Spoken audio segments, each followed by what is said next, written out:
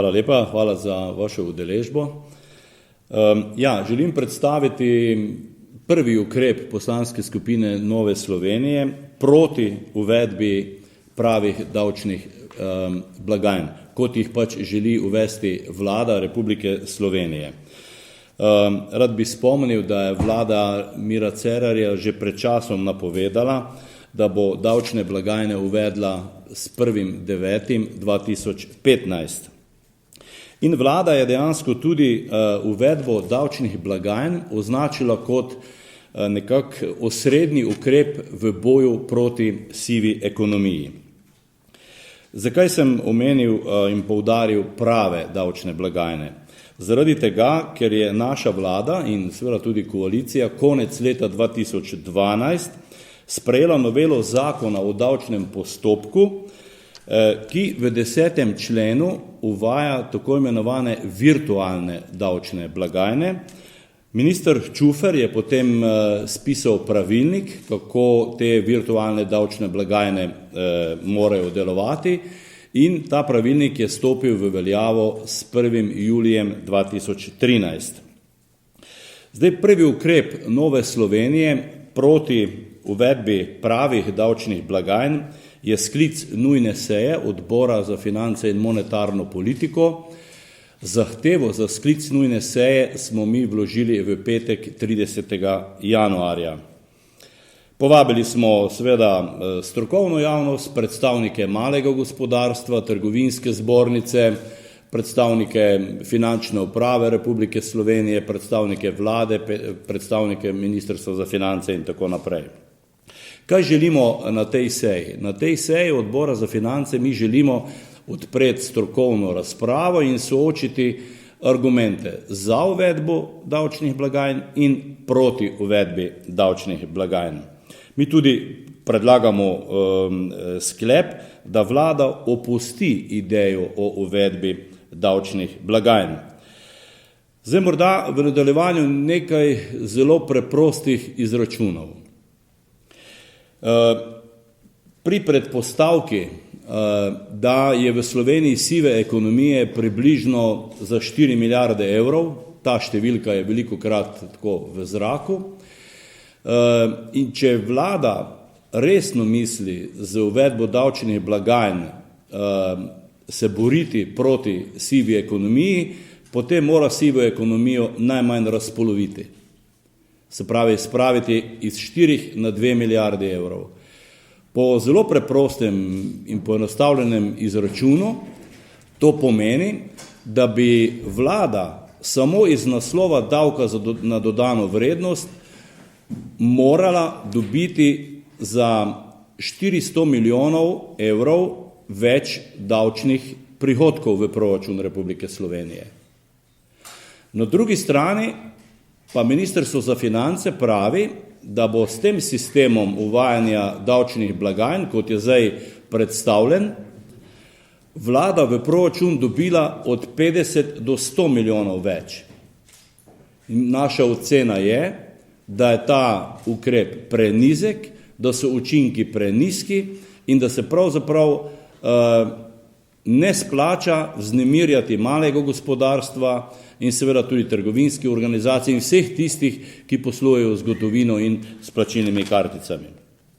Na drugi strani, če že, potem mi vladi predlagamo, da bi naj strošek zavezanca odbila od davka od dohodka oziroma od dohodnine. S tem bi gotovo na nek način tudi stimulirala zavezance, da bi prikazovali dobiček. Ampak tega zaenkrat ne vidimo. Mi bomo tudi ministru za finance, dr. Mramorju, napisali eno pismo, kjer natančno predstavljamo naše izračune, naše argumente proti uvedbi davčnih blagajn.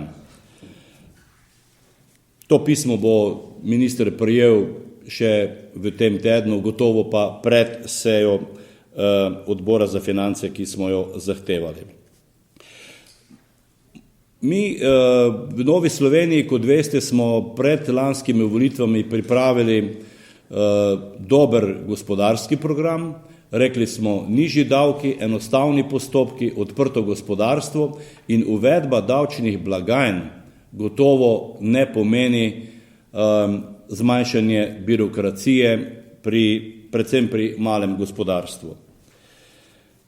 Rad bi pa ob tej priliki tudi spomnil, da pravzaprav vlada Mira Cerarja do današnjega dne za gospodarstvo, predvsem malo gospodarstvo, ni pripravila nobenega ukrepa, da bi to gospodarstvo dobilo več kisika. Prav nobenega, prav nasprotno. Mi vemo, da so se nekateri davki, nekatere takse so se povečevale in na tej točki bi rad spomnil, da je Nova Slovenija skupaj s Slovensko ljudsko stranko v lanskem letu predlagala zakonodajni dvojček, to je torej novelo zakona o dohodnini in novelo zakona o davku od dohodka pravnih oseb, kjer smo vpeljali ugodnejšo davčno okolje za tako imenovane pavšaliste. Dvignili smo mejo za pavšalno obdavčitev od 50 tisoč na 100 tisoč evrov. Prav tako pa smo maja lansko leto pisali vladi pismo in predlagali oziroma zahtevali, da vlada za Svetom Evropske unije doseže dogovor in spremeni 94. člen zakona o davku na dodano vrednost in dvigne prag za obvezni vstop v sistem obračuna DDV iz 50 tisoč na 100 tisoč evrov. Zakaj to govorim? To govorim zato, ker je imenovani davčni dvojček začel veljati 1. januarja letos, vendar so učinki tega davčnega dvojčka pravzaprav na nek način omejeni, ravno zaradi tega, ker vlada ni prisluhnila našim priporočilom, da torej dvigne prag za vstop v sistem DDV iz 50 na 100 tisoč in zaradi tega bomo vladi Mira Cerarja ponovno poslali pismo, da vendarle v letošnjem letu naj dvigne prag za obvezni vstop v sistem DDV, ki bi naj začel veljati s 1.1.2016. Toliko za uvod, mogoče kakšno vprašanje v zvezi z davčnimi blagajnami ali kakšno drugo vprašanje. Kakšna možnost Radio Slovenije, kakšna možnost, da v času usklajevanja z vlado Mira Cerarja, glede na to, da kar dobro sodelujete, pride tudi do nekaterih rešitev, kot je recimo ta, da se strošek zavezanca odbije dohodnine. Vam je dala vlada Mira Cerarja kakšen signal, da bo upoštevala mnenja v času usklajevanja? Mi se zaenkrat z vlado v zvezi z davčnimi blagajnami nismo usklajevali. Kot pa sem napovedal, bo poslanska skupina Nove Slovenije vladi Mira Cerarja oziroma bolj točno ministru dr. Mramorju napisala pismo, kjer bomo natančno analizirali naše izračune, naše argumente, ki gredo v smeri neuvajanja davčnih blagajn. Če se davčne blagajne ne splačajo, pravite, kaj se potem splača? Več mobilnih enot, več carinnikov z uniformami, z oborožitvijo, več trkanja na vrata, to ni pa nesla pomenega učinka. Konec koncev davčne blagajne na nek način pomenijo, da se bo nekaj dogovarjanje, kaj je možno in kaj ni možno. Pač stroje obrani svoje, dogovarjanje se bo pa preselilo z davčnimi blagajnami, res da med kupca pa med tistega, ki bo storitev izvajal lahko, nevarnost. Mi smo za to, da se siva ekonomija zreducira, mi smo za to, da se ostro sankcionirajo davčni utajevalci. Zaradi tega smo ocenili leta 2012, da bi k zmanjšanju sive ekonomije oziroma zmanjšanju davčnih utaj privedle tako imenovane virtualne davčne blagajne. Zaenkrat nam Finančna uprava Republike Slovenije še ni postregla z analizo, koliko so virtualne davčne blagajne prispevale k povečanju davčnih prihodkov. Teh analiz nimamo, gotovo pa ima Finančna uprava Republike Slovenije. Dejstvo je, da še vedno ostane človeški faktor, še vedno bo človek tisti, ki bo dal ukaz, še vedno bo človek tisti, ki bo dal ukaz davčni blagajni, da se bo račun izpisal. Tu pravzaprav ni razlike med virtualno davčno blagajno in med pravo davčno blagajno.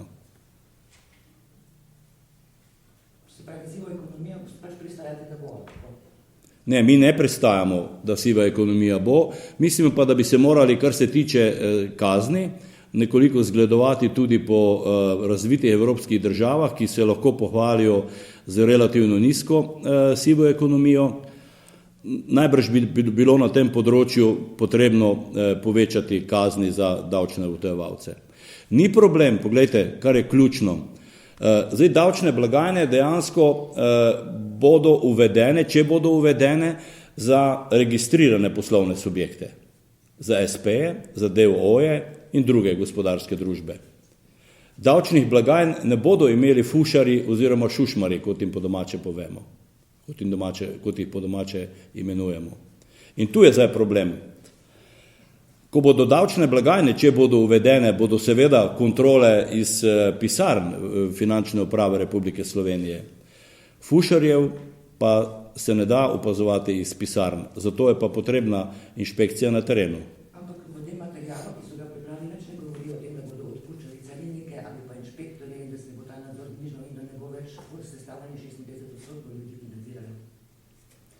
To so tudi naši pomisleki in mi bomo to tudi v našem pismu problematizirali. Če želi vlada uvesti prave davčne blagajne, bi to pomenilo dejansko tudi zmanjšanje zaposlenih na Finančni upravi Republike Slovenije. Temu pa nasprotujejo, torej uvedbi davčnih blagajn ostro nasprotuje malo gospodarstvo, nasprotuje torej Obrtno-podjetniška zbornica, nasprotuje Trgovinska zbornica in mislim, da bo potrebno prav z temi reprezentativnimi organizacijami opraviti temeljito razpravo in prav to je naš namen v našem prvem ukrepu, torej nujni seji Odbora za finance.